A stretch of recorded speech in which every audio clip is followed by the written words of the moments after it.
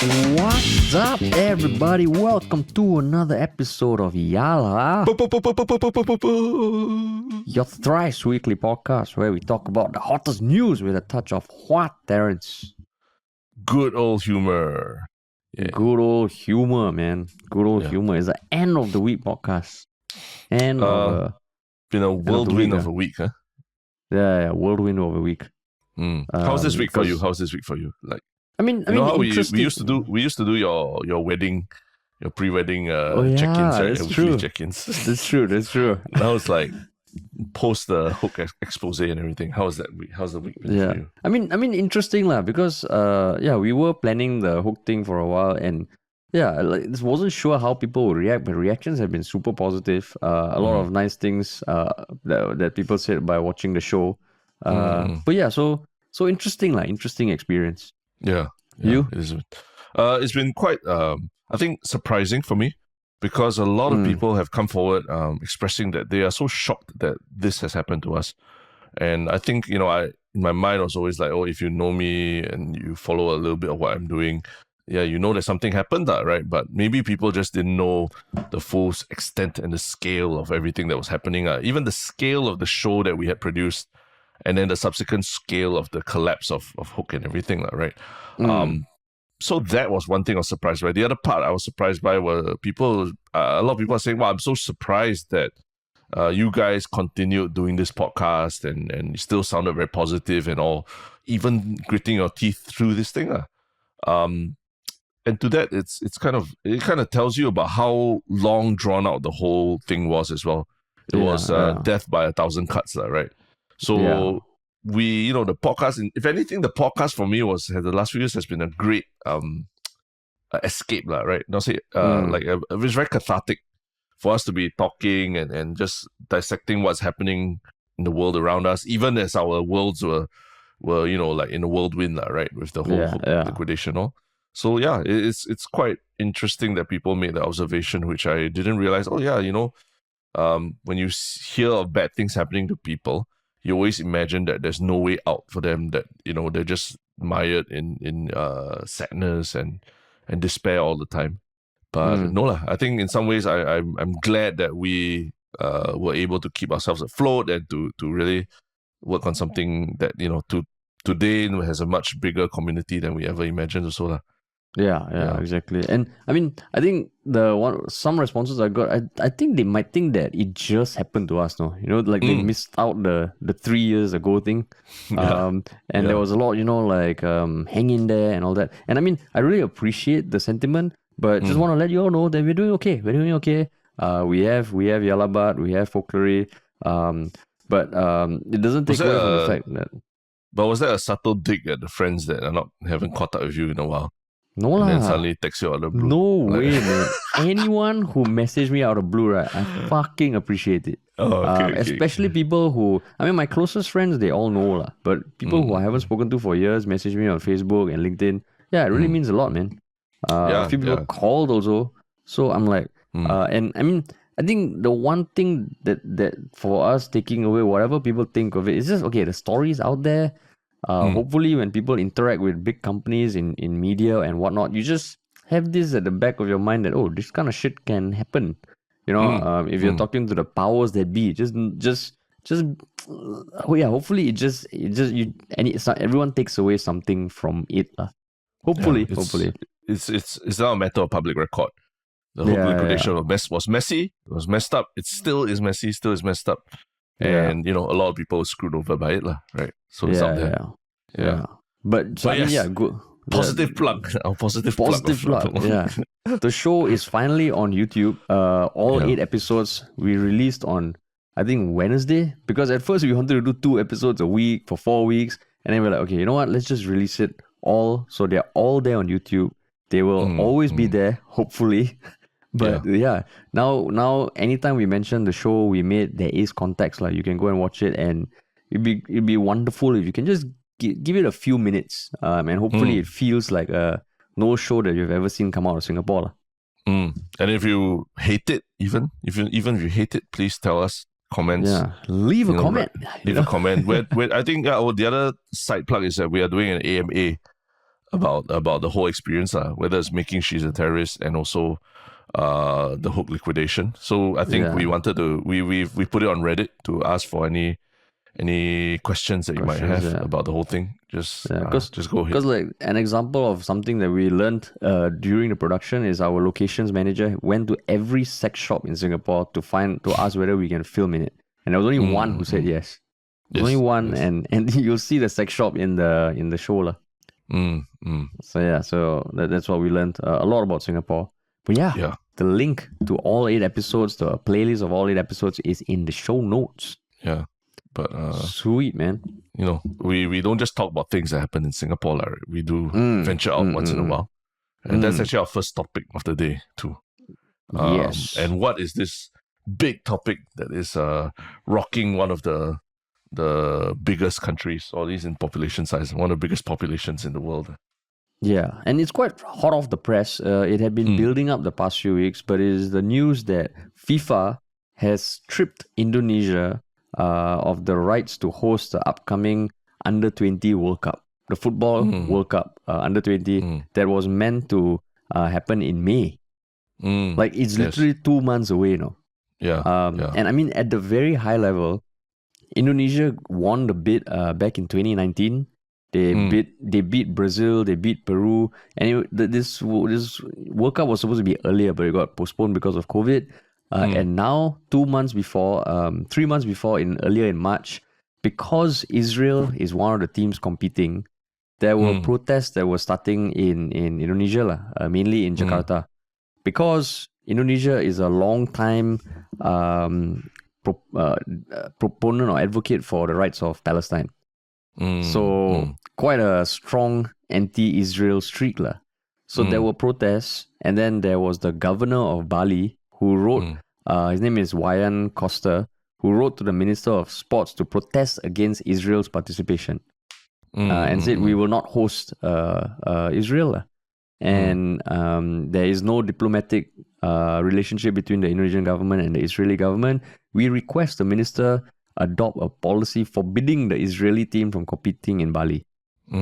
Then, so that actually kicked off the protest. Then there was another politician who said the same thing, and FIFA started talking. Then there were, even a few weeks ago, like a week ago, there was some tension. And 31st March today in Bali, there was supposed to be the drawing for the teams in Bali.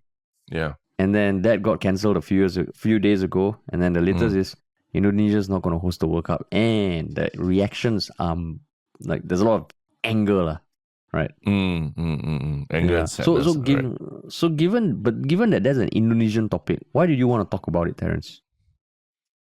I think it's an Indonesian topic, but FIFA literally just hosted the World Cup a few months ago in Qatar. And remember all the discussions about human rights and all that going on in Qatar, and then literally banning the sale of alcohol during matches, citing, like cultural sensitivities and things like that, right? So I think at the point of time, me included, a lot of people are saying that FIFA has no morals, there's no ethical standing in any kind of community. It does whatever it does for the sake of money and things like that, right?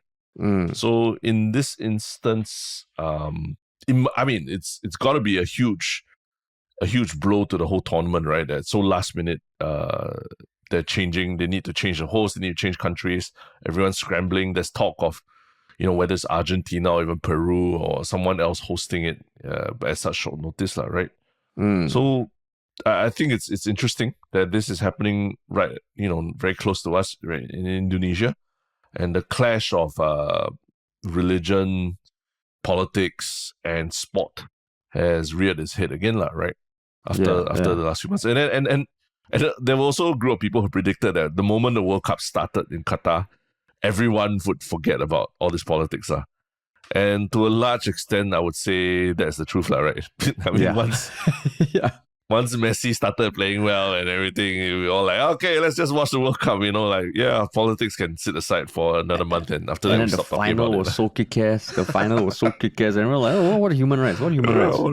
Human rights. Yeah, so the fact that FIFA is sort of it's not even like a mutual agreement to not do it. FIFA is like stripping Indonesia of the rights to host it, right? At least that's the public image that's out there.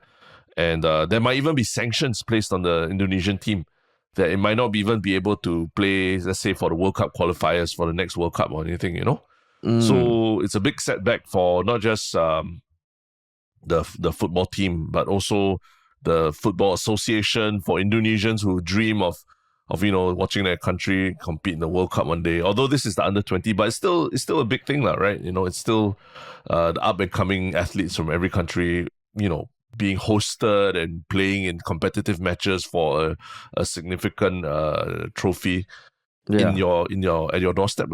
So it is. I think it's quite a big deal, and I think it's worth discussing. But why for you, like do you see it as something that is a big deal for the rest of the international community also? I mean, yes, in the sense that it's very sad that this happened. Because it's mixing of sports and politics lah. And I know, I don't know if you okay. So the one example I remember that was brought up online is the issue of, say, Russia lah. There were certain competitions last year. I can't recall which ones exactly, where either Russia was not allowed to compete or there was vocal protests against Russia lah. No, But I that think one, that I would yeah. say there was the very explicit, not say discrimination, but singling out Russia was. I think Russian athletes weren't even allowed to say that they were from Russia. They had Yes. they were not given a flag. The insignia next to their name was just white in color, and they're just called. I think they were called a different name lah, not Russia lah, as athletes, if I'm not wrong.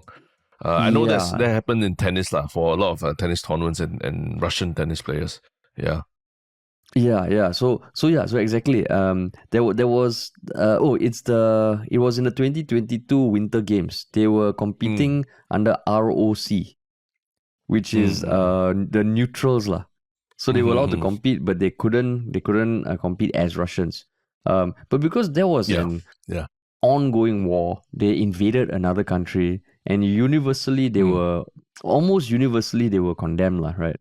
So for this one, it just felt like, first of all, I was surprised that it was the Bali governor who voiced out, because Bali is majority Hindu, right? So I know Indonesia is majority Muslim, and even I think Suharto previously was very, very pro-Palestine, anti-Israel, and they have rejected athletes in the past. But at this point in time, it just felt like, oh shit, this feels like something from years ago lah.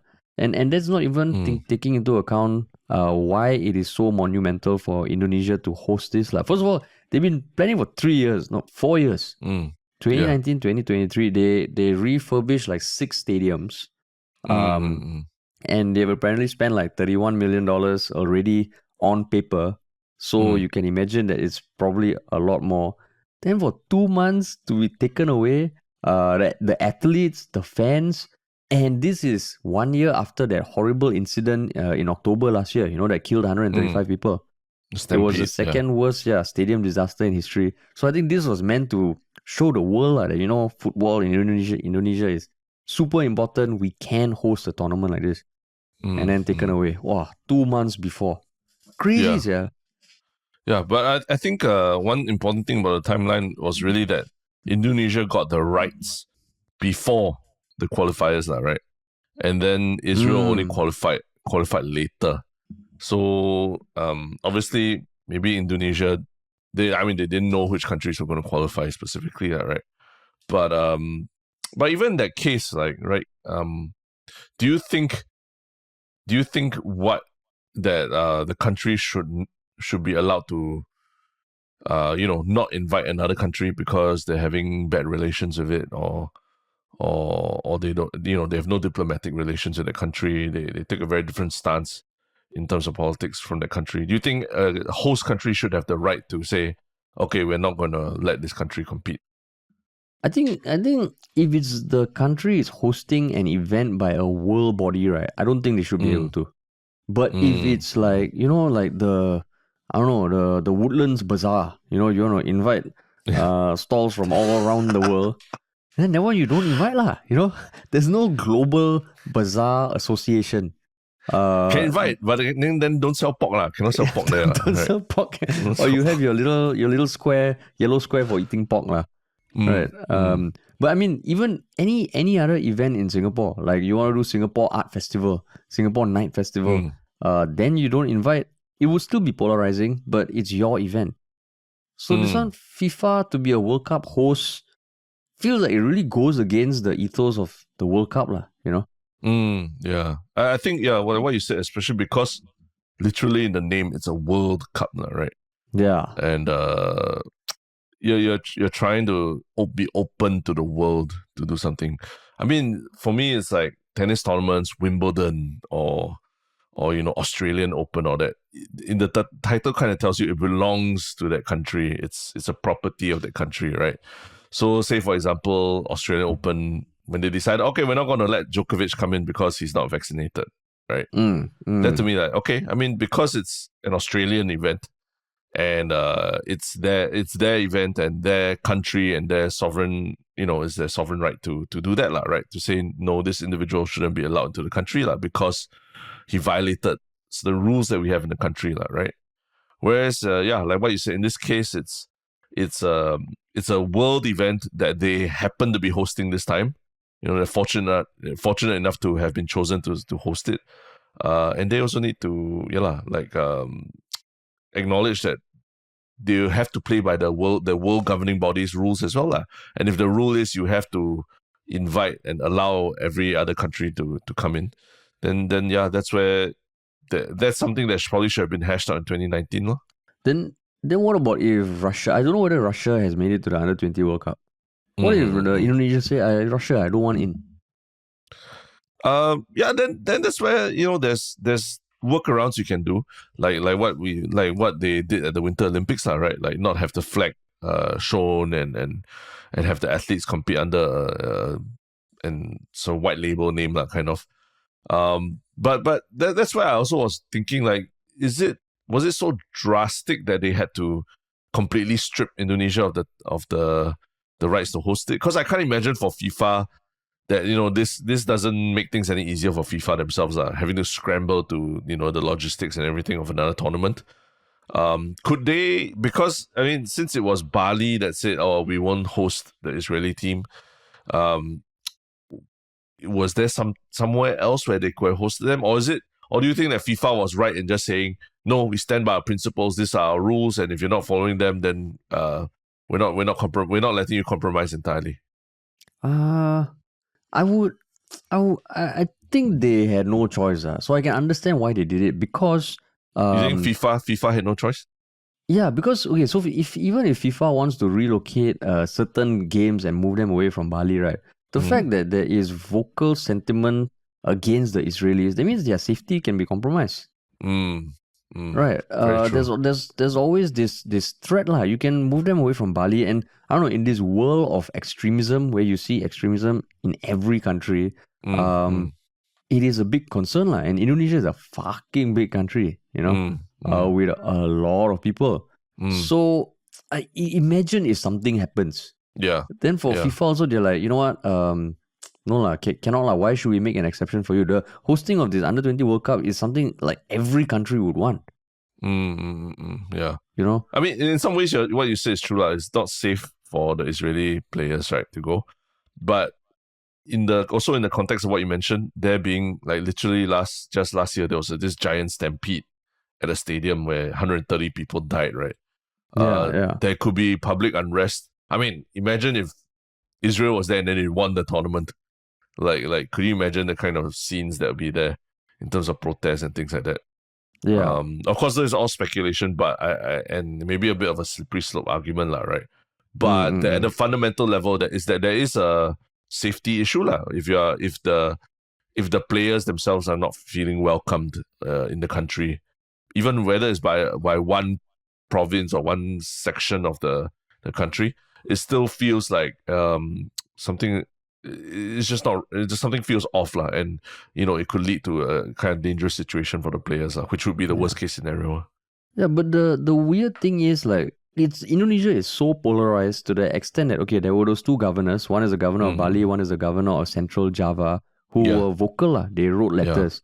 But the sports minister of youth and sports, stated that FIFA required any country qualified to play lah, and that the local security officers will provide security for the Israeli team.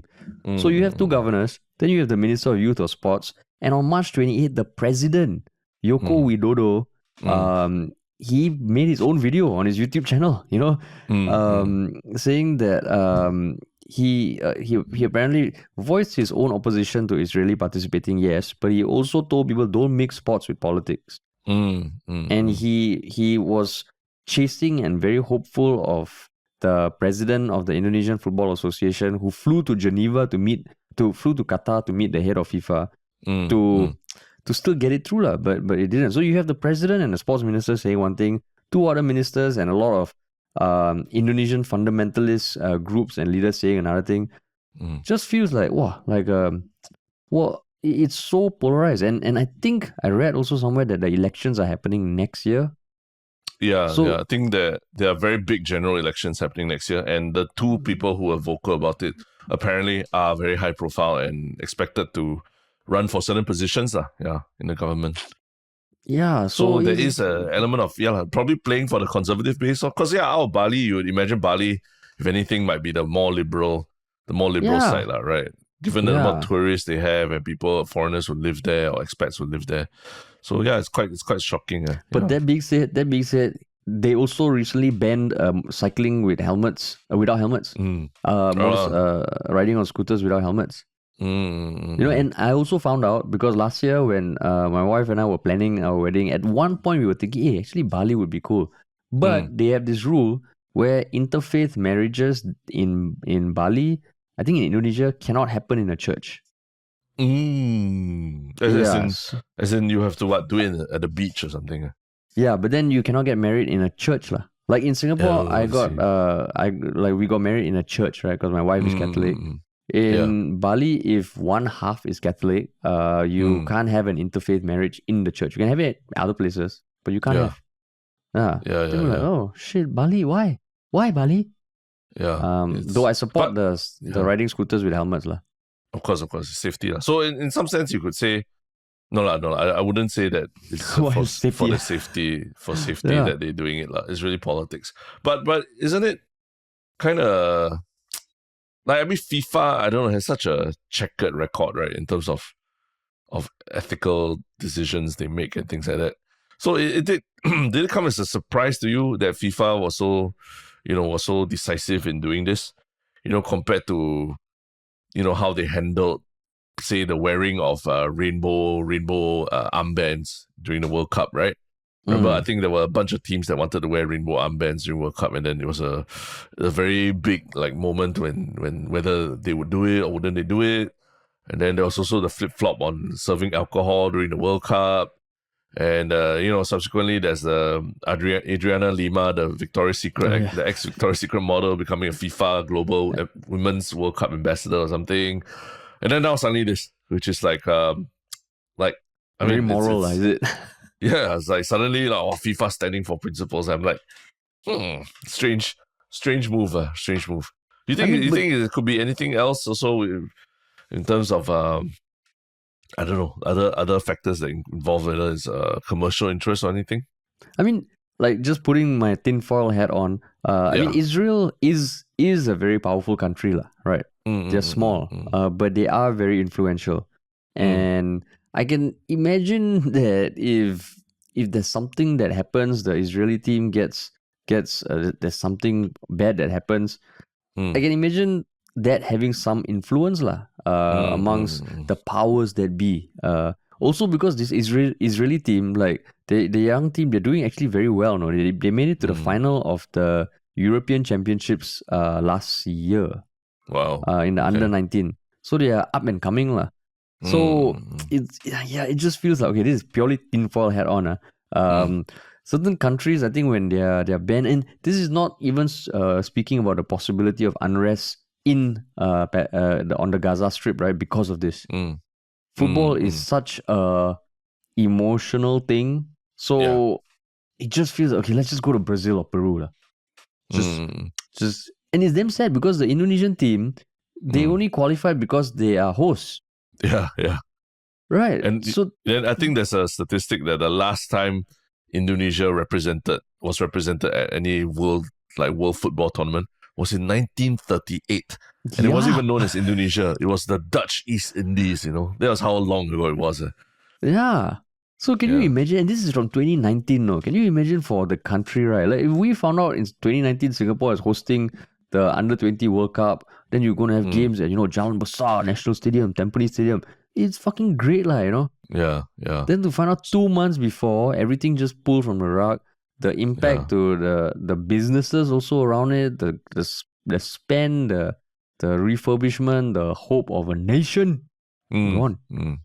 Gone. Yeah, tough one. Gone. So like, I mean, tough one for Indonesia. I think maybe more sanctions to come.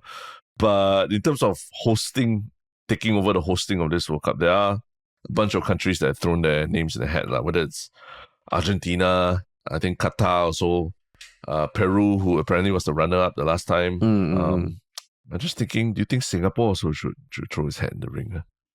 Wow, Singapore. Yeah. What do you think? Actually, Singapore not too far away. Nearby, what? You can some Indonesian visitors can still come and enjoy it. So right, it's a 45 minutes by boat. Yeah. No, but then do we have enough stadiums or not? I don't think so. No. They only needed 6, for but do Indonesia. We have 6 like stadiums for like world class stadiums? But they're not world class, right? But they function. I mean, but a lot of people have complained about the state of our every other stadium except our national stadium. That's true. Yeah. Suddenly Singapore, and then they extend an olive branch to Indonesia. Yeah. They're like, all your tickets will be honored. Come over here. STB will take care of you. Internally, we'll take care of you. We'll make sure it's epic. Wow, passion made possible. That would be dope. Then I'll be like, thank you, Governor of Bali. Thank you, Governor of Central Java. Yeah. There'll be National Stadium and then the NS Square, right? The NS Square, the floating platform. Yeah, the floating platform. Then got Jalan Besar. And we'll script it together. Come on, we have a fucking night race in the middle of our city like every year, right? I'm sure if we needed to like build world-class stadium, or at least like improve our stadiums to be a bit better. Dude. 2 months. Okay still can try. This will be this year's NDP lah. Dude, I will volunteer, man. Wow, I will volunteer. Like, what better way to bring the country? What better way? Yeah. But it'll disrupt NDP. That's the problem. Yeah. No, but that's why it's damn sad because taking this away from Indonesia, a country of 200 plus million people, is going to make another country very happy. Yeah.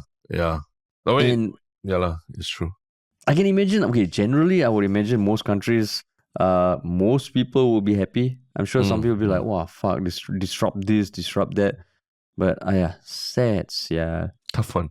If anybody is Indonesian or you have friends who are very affected by this, let us know what their thoughts are. Because I'm just curious how people on the ground are feeling about it. I mean, remember back in the day, Singapore had hosted the Youth Olympic Games. And there was a big hoo-ha about it and all. And, there was a lot of activities going on at every stadium and all. But after that, there was a bit of a political fallout when people saw the bill for how much the whole event cost and really questioned, was it really worth spending all that money for an event that honestly, doesn't... it has the word Olympic Games in there, but doesn't have the same cachet, right? Exactly. Oof. Yeah. Oof. Sad, man. But that's fine. But we talk about Singapore being able to host world-class events. But at the same time, do we show enough respect to the people who are performing at these events? Wow, power segue, Terrence. Yeah, because I think an example from one of our government officials maybe proves otherwise, that maybe we're not that respectful of performers as well. And what is this thing that happened? It was something that happened on March 25th during the WWF Earth Hour Festival at the Esplanade. I believe it was at the open concourse. So what happened was there was a performer who was already performing. Her name is Bernice Lee, who goes by the name Benny. She was performing an acoustic song, right? And yeah, while performing it, Sim Ahn, who is the Minister of State for Foreign Affairs and National Development, she arrived at about 8:10, I believe. And she was led to the front row to take her seat in the middle of the set. Then apparently there were the people around her, they stood up to greet her. And this was just a few meters away from Benny, who was still performing on stage. Yeah. And there are pictures, and yeah, like Sim Ahn looks like she's talking, and they kind of like, you just arrive at a party, then everyone's like, oh my god, Sim Ahn, blah blah blah. And then a few minutes later she sat down. Someone at the back apparently shouted at her to sit down. So people posted it online, and people were saying that, hey, this is not showing respect to the artist. And then Sim Ahn came out to clarify. But I mean, we can go into like what she said, clarification, but when did you first hear about this little kerfuffle? I mean, I think the motherships and all were sharing about it the day before yesterday or something. And now there's even like Straits Times articles about Sim Ahn coming out to clarify the incident at Esplanade and all that, right? Yeah. So I think even Mr. Brown also was sharing about it, and the allegations that she turned up late to the event as well, right? So it's funny that this is like it's news, but it is. Yeah, I mean, that's what happens in small Singapore, right? Yeah, exactly. But for you, what caught your eye about all this? Because okay, so I think I know you also remember this incident years ago where we were at this event of a screening of like videos or something, and when the minister who was a guest of honor arrived, like the MC just said, okay, everyone please rise to welcome the minister. Yeah. And since that day, I've always wondered why do we stand up when ministers come? Yeah. Like why? Like what is the okay, if it's a wedding, even then, like wedding parts of the wedding party come in first without standing, then when the person comes in, like the bride comes in, stand . But the standing up when ministers come always perplexed me. So when I saw this, at first I was like, okay maybe it's just the ushering her and sitting. But for other people to stand up and so close to the stage, right? That I felt was like, it's so unfortunate and so damn annoying. Yeah. No, I mean, you touched on something that was a very big culture shock for me when I first came back from after living and working abroad in the US specifically for like almost 6 years or so, right? 6-7 years. It kind of shocked me how much reverence the people on the street have for politicians here. And maybe it's contrasting with how it is in the US, where half the time when you see a politician around, he's being heckled or being like shouted down or being someone's arguing with them like in some forum and all that, right? So there's this very clear, the relationship between your political leaders and yourself is they are supposed to represent your interests, and if they're not doing that job, you need to hold them accountable. Whereas when I came to Singapore and started to get back in the social flow of things, attending weddings, attending events and all that, there was just this general like reverence for the guests of honor, the minister walking in and literally like there's entrance music that's played when they walk in and stuff like that. And at first I thought, oh, this is just stuff that happens at government events or what. But no, man, it's like it's literally like at people's weddings when they have like like guests of VIPs, honor, guests of honors, or like even just like some random what do you call it, town hall or something like that. They're talking about certain issues, and there's a whole bunch of experts, and just that one minister or member of parliament walks in, everybody has to like, oh my goodness, it's a big deal. And I get it. So that was what happened to me when I first came back. But over time I kind of realized like it's I guess it's just part of the thing in Singapore, right? Because people invite ministers to their events because with a minister there, the entourage follows. The entourage being the press, the media. They all come and they cover your event. They want to do an interview with you. They give your event publicity. You know what I mean? Yeah. So it's a win-win situation for the organizer and for the member of parliament or minister lah. Yeah. And if you are the person organizing event and you know that there's a way to get the press to come in, would you say no? Because you have some hang up about what the role of a minister or civil servant should be, right? Yeah. So that's what I've come to realize is part of the whole PR thing as well. It's just, it is what it is, and you and I sitting here complaining about it is not going to change it that much, lah. Yeah.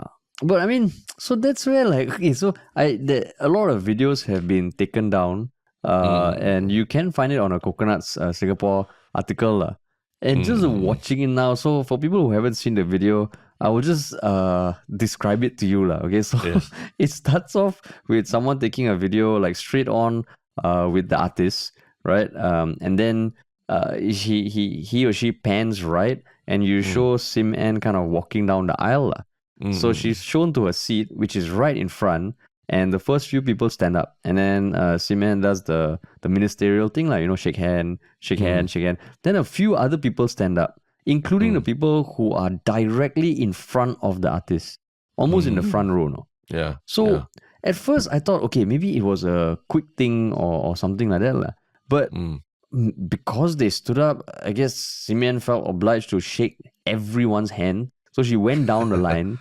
And almost you can see doing hi, how are you? Thank you, thank you. So that's it. Because at first I was thinking, what you said, right? There's the minister, but there's also the crowd around the minister that reacts when they enter, right? And some things you cannot control. If you're a guest of honor at an event, how people react to you can't control. But this one, you watch it, you're like, walao, did you not know that you're entering a performance? Even if someone is ushering you in, could you not just wait till the end of the song? Yeah. So that's why that's why I think the ushers, and I do feel also for Sim Ahn, I know ministers have a lot of things on their head, and I know they are shuttled from one event to the other, But this one, I don't know, man, I feel damn bad for the artist because you're performing live and in the front row there's this thing going. It's like, that feeling you get when at a wedding the singer is singing his awesome song and nobody gives a shit. Correct. Yeah, it felt like that. It felt like, so I think you once you watch the video, I don't know, man, watching the video just changed my perspective of it. So essentially you're saying that it's not, she does have to bear some of the blame, regardless of the ushers being the one to push her in or anything like that. Because I think she clarified that she wasn't even late for the event. In fact, she was early, right? She came earlier than she was supposed to. And I think they just wanted to get her in as quickly as possible to also, enjoy the performance and all that, right? So you're saying that she should have still maybe insisted to wait until the performance was over before walking in, right? Yeah, I think so. Yes. So I think that's a good point, because her apology was she followed the queue of the organizers and was greeting guests who were being introduced to her. But I quote her, she said, "It was certainly not my intent for the timing and manner of my entry to convey any disregard for the performance on stage and the audience." So she's reached out to the artists involved to clarify the matter directly and told them I was sorry that things turned out this way. I have also learned something valuable from the incident. I wish them continued success in their musical endeavors. Right? So what do you think? Would you then, do you accept her apology and apology that this happened. The apology is a textbook apology or something like that. The one thing I do appreciate is because she apparently got on a call with the artist and with one of the organizers, which I think is good. Because one of the co-organizers, PK Records, they put out a statement. They spoke to Senior Minister of State, Sim Ahn. She apologized. They spoke about the music industry, So that's good. And maybe I don't know. I guess Sim Ahn's response is like the typical what you would expect. It feels like you key in some parameters into a computer and it ChatGPT. ChatGPT. Yeah, correct. How to apologize? or interrupting a musical performance by coming in as the guest of honor. Tell me, Generate response. Keep it personable. Yeah. Like, but what do you think? You see the pictures, you hear that, and I mean also because we have performed in front of live audiences also. Yes. Yeah. I do agree to some extent with you, right? That even if the usher is asking you to do something, you have the capacity to, be a human, right? And understand that, hey, someone performing, and then we should, let's not disrupt their performance. Let's not disrupt other people's enjoyment of the performance by me going in, and that comes from a bit of self-awareness of, you walk into this thing, people are going to want to sit down and next to you and say hi to you and all that, right? So I think, she does bear a little bit of blame, because this reminds me of an incident when I was, in my youth, and I was in a uniform group, and I think, I think at that point, Teo Chee Hean was I don't know whether defense minister or what, and he was the guest of honor at this parade, right? This grand parade. And it just so happens, that one parade, that timing that we had for parade, it started to pour, in the middle of the parade. You're standing there in the sun, then suddenly drops of rain start falling. And right at that point in time was when Teo Chee Hean arrived as the guest of honor. So he'd come up and everybody, doing all that homat salute thing and all that kind of thing. And I was in my head, I was like, oh my God, what are they gonna do? Are they gonna call off the thing? And I just remember seeing a member of his entourage running with an umbrella from, wherever they got it, running with an umbrella onto the stage to hold it up for an opening, and holding it up for Teo Chee Hean as it was really starting to pour, like really pour. People are getting wet. And Teo Chee Hean, you know what he did? He waved off the umbrella. He told the guy, no, I don't want an umbrella. I'm wearing my suit and everything. I'm going to stand here and receive the hormat. I'm going to observe the ceremony in the rain with everyone else. All these other boys were in the rain also. So at that point, I was like, wow, shit, that was power move. Just one wave of your hand, you won the hearts of the people, So to me, it's there's a lesson here for Sim Ahn, that sometimes you can even win points with this kind of actions, as a politician, and not just saying that it's, the ushers told me to do it, so I just did it, and say what you want about Teo Chee Hean as a politician or that, it's this kind of things that people see on the ground that make you think a certain way about a politician, right? So I think it's a missed opportunity for her in some ways. And then, like you said, I think it's good that she called the person and all. But yeah, this whole thing could have been avoided if she was, just a bit more self-aware of the situation going on. Yeah. But Terrence, you got 2,000 things on her head, Terrence. Then how? 2,000 things? You got 2,000 things on her head. Okay, you know how long Parliament was or not? Correct. But there's this other point that someone did bring up also, and I don't want to say his name because it always stirs up certain kind of feelings in people. But I'm gonna say, it's Kelvin Cheng. Kelvin Cheng. His comment was one of the top comments on whether Sim Ahn's post or the Straits Times or what, saying that the reaction is way overblown. I think if anything, as a live performer, this is hardly the worst thing that you would face as a live performer, right? That there'll be people heckling you, there'll be people booing you during a performance and things like that. And if you can't take the heat, get out of the kitchen. I mean, he didn't exactly say that, but essentially that's the thrust of what he said, that basically people overreacting to this. The performer, I mean, it can't be so sensitive that you can't even, someone just walking in and shaking hands, you get affected emotionally by it and all that. What do you think of that? What do you think of that line? Given that you also have, been on stage and you perform and all that, and then maybe it is a very vulnerable moment, when actors do crying scenes and things like that, there's always the mantra, you gotta be sensitive to the moment. Maybe it was that kind of moment for the singer. Yeah, I mean, the thing is, because this is also, it was almost like a planned thing. If there's a rowdy part of your crowd, that's just like an asshole in the crowd. This one, because it's planned, it wasn't good. And I mean, okay, you never know. Some performers, I know certain stand-up comedians, they would love it if this happens, right? They would just fucking go all out, right? But for me as a performer, I'm not a seasoned performer talking in front or telling jokes or something. I mean, giving talks different, but if you're telling jokes, if you're showing your skill or craft in something where I mean, it's fair to assume she's not world famous yet, right? She's still up and coming. It can be very nerve wracking, lah. And I know years ago, even if I'm in a meeting with people and people on like using their phone and all, I mean, in my mind, I'm like, hey, fuck you, lah. Okay, I'm talking. What me years ago? It's like, you mean like last week? I can see in your face how you're. And I can always tell how your face like scrunches up when someone takes out the phone while you're talking to them. Then I have to just like, okay, Haresh, cool down. You can also talk to me. I'm here. You can talk to me also. No. I think maybe like years ago. I will admit. I think now I've gotten better. But as a performer, if you're performing to hundreds of people, of course, not everyone's going to be paying attention. But this one, I don't know. After I watched the video and I saw that whole like a kalang wave of people standing up. Then like six people standing up. Yeah. Then she went to shake hands with all of them. Just feels like, I mean, even when you enter someone's wedding, and the bride and groom are giving a speech or something, if you walk in, everyone will be like, hey, you throw open the doors. Fuck you.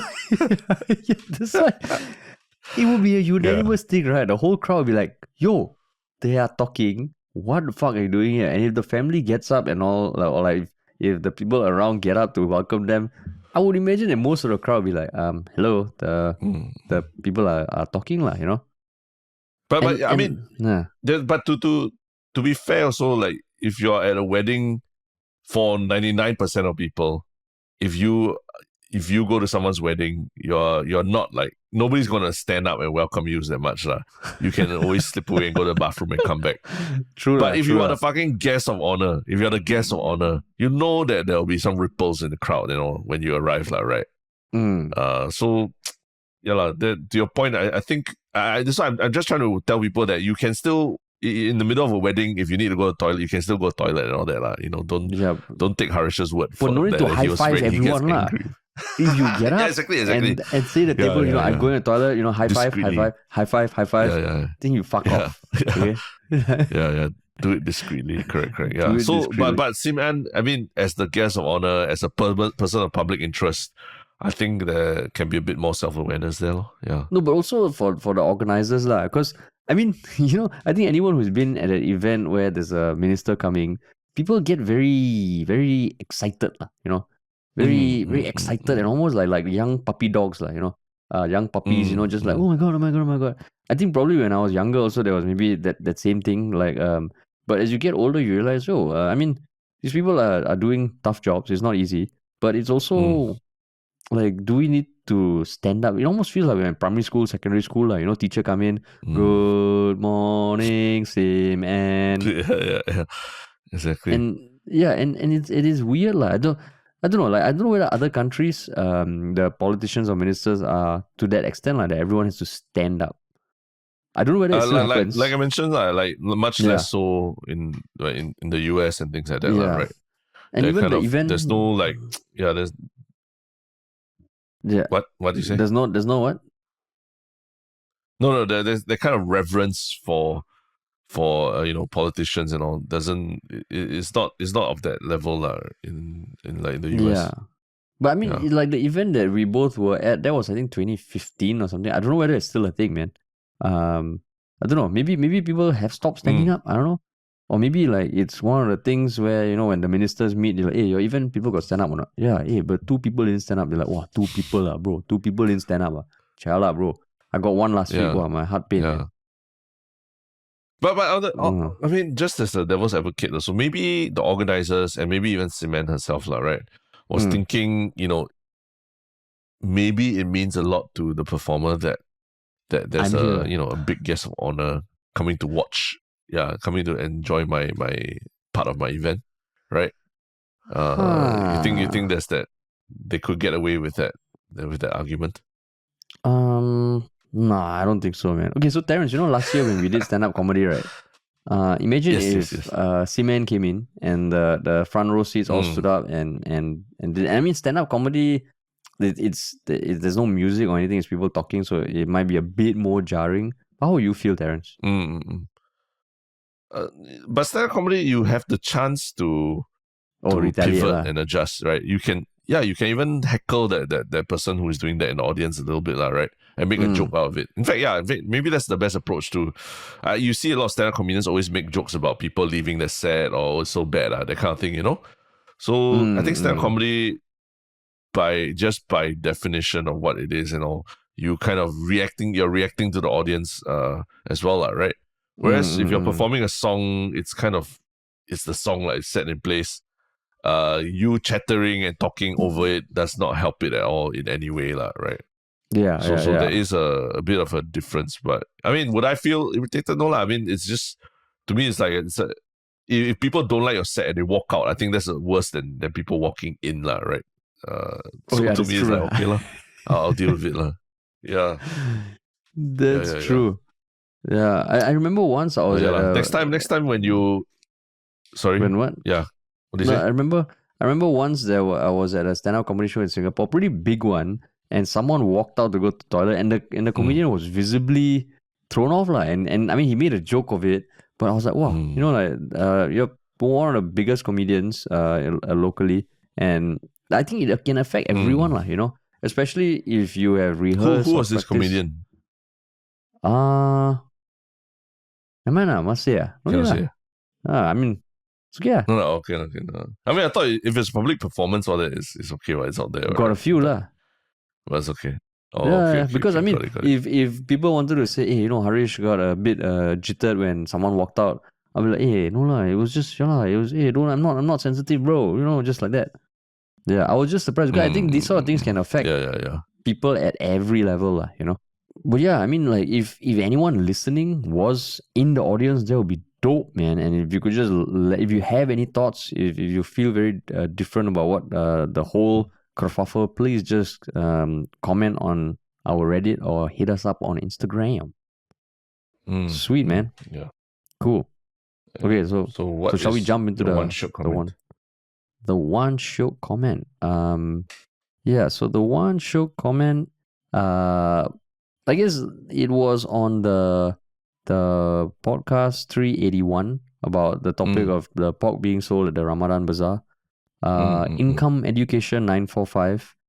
Just give a very thoughtful response about why it is a big deal that selling pork at the Ramadan Bazaar belittles the occasion.